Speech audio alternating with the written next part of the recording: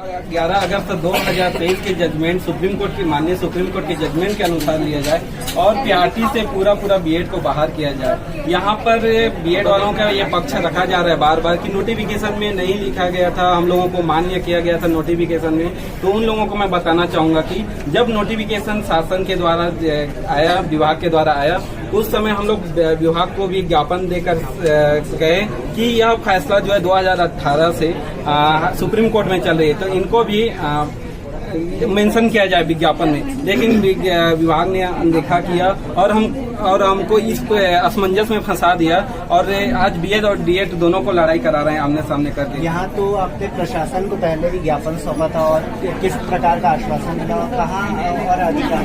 Sir, सबसे पहले मैं आपको बता दूं, सर ये जो मुद्दा उठा है वो 11 अगस्त तक फैसले का आया है, लेकिन जो सबसे पहले मुद्दा उठा था सर, जिस दिन 2018 में जो बजट लाया गया था सरकार की ओर से कि आपको बीएड अभ्यर्थी को भी प्राथमिक शिक्षक के रूप में आपको शामिल किया जाएगा, ये बोल करके कि आपको यदि आप नियुक्ति मिलेगा आपको तो 6 महीने का कोर्स दिया जाएगा, उसके बाद वैलिड है। सबसे पहली बात ये हो।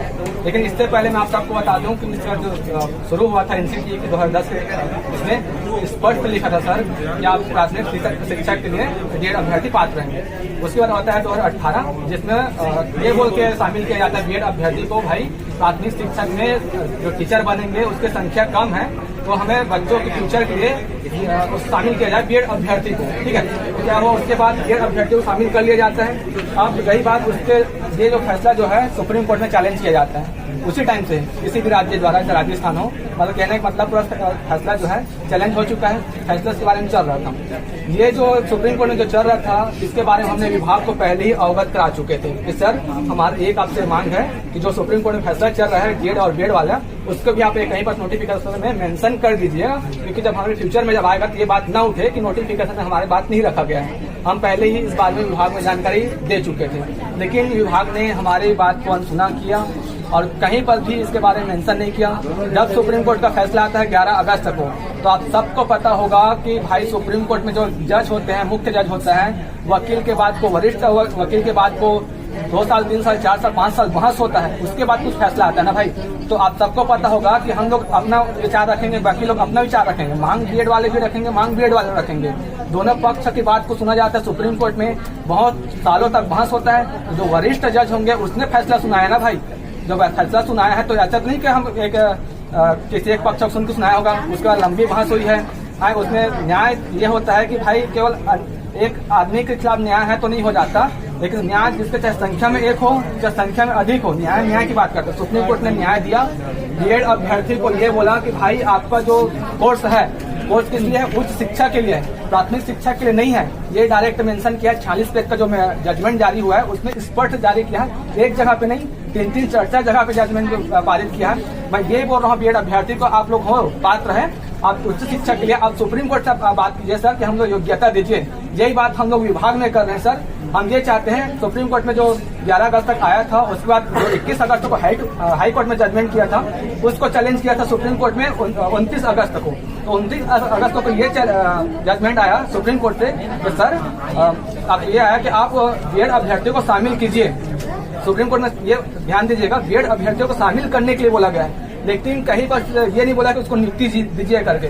सुप्रीम कोर्ट से डायरेक्ट बोला गया है कि आज नियुक्ति जो है हाई कोर्ट के अधीन होगा करके बोला गया है। तो लेकिन यहाँ पर हम लोग आज विभाग से बात किया गया है, तो हमको डायरेक्ट कहा जा रहा है कि हम नियुक्ति देंगे, यदि आपको कुछ प्रॉब्लम है तो आप उससे कोर्ट में आकर के बात कीजिए। हमने कोर्ट में इसके लिए पहले ही याचिका लगा चुके हैं, इसलिए हम सुनवाई कर रहे हैं, लेकिन अर्जेंट हियरिंग हमको नहीं मिल पा रहा है। तो आगे क्या करेंगे सर? हम यही चाहते हैं सर, हमारी मांग यही है, जब तक जो है न्याय का जो बात ना आए, जब तक कोर्ट का आदेश ना आ जाए, तब तक हम हमारा लिए फैसला कीजिए, न किसी और की बात को सुनिए। जो सही है उसके साथ जाइए। हम विभाग से यही विनती करते हैं सर, हमें भी नियुक्ति मत दीजिए, किसी और को भी नियुक्ति मत दीजिए, क्योंकि यदि किसी का नियुक्ति हो जाएगा तो उसका भावनाएं जुड़ा रहता है, भाई किसी को सरकारी नौकरी लगने के बाद कैसे बाहर करे, है ना।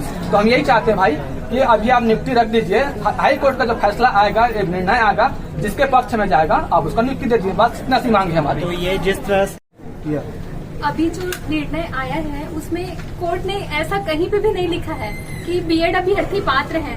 और सुप्रीम कोर्ट ने ऐसा कोई ऑर्डर नहीं दिया है कि उनको ज्वाइनिंग दिया जाए और उनको नियुक्ति दिया जाए, क्योंकि पहला हक हमारा है, क्योंकि हमने 2 साल का कोर्स किया है, हमने सीखा है कि प्राइमरी स्कूल वालों को कैसे पढ़ाना है, हमने उस चीज की शिक्षा ली है। तो हमें क्यों इस न्याय के हमारे साथ किया जा रहा है, क्यों इस हमारी छत्तीसगढ़ सरकार क्यों नहीं समझ रही है कि हमने वो शिक्षा लिया है, हमें क्यों बाहर किया जा रहा है। तो हम ये चाहते हैं कि आज उन काउंसलिंग किया जा रहा है, कल उनको नियुक्ति पत्र दिया जा रहा है, हमें बिना बताए हमें बाहर कर दिया गया और हमारी बातों को नहीं सुना गया। कल पता चल रहा है कि सिर्फ 1100 लोगों को बुलाया गया है काउंसलिंग में, तो हमें जब शामिल किया गया था तो ऐसे अचानक कैसे बाहर कर सकते हैं। हमारा भी तो हक है, हमें भी तो जानने का अधिकार है, क्योंकि जब सुप्रीम कोर्ट ने ऐसा कुछ नहीं कहा है कि उन्हें नियुक्ति दिया जाए तो सरकार क्यों उन्हें नियुक्ति दे रही है, क्यों सुप्रीम कोर्ट के आदेश का इंतजार नहीं कर रही है, क्यों उनको इतनी जल्दी है।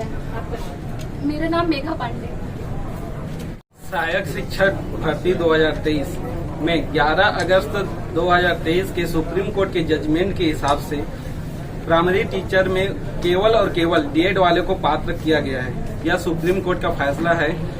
इसी मांग को लेकर हम लोग भी आए हैं छत्तीसगढ़ शासन और अधिकारी कर्मचारी विभाग में कि यहाँ पर भी जो भर्ती प्रक्रिया चल रही है उसमें भी हमको केवल और केवल डीएड वाले को ही पात्र किया जाए, सुप्रीम कोर्ट के फैसला का मान रखते हुए यही मांग लेकर आए हैं मैडम हम लोग। मैं अनिल कश्यप डीएलएड अभ्यर्थी हूँ और बाकी आगे प्रोसेस और कुछ न क्या क्या है, मामला क्या है, मामला आप बता दो।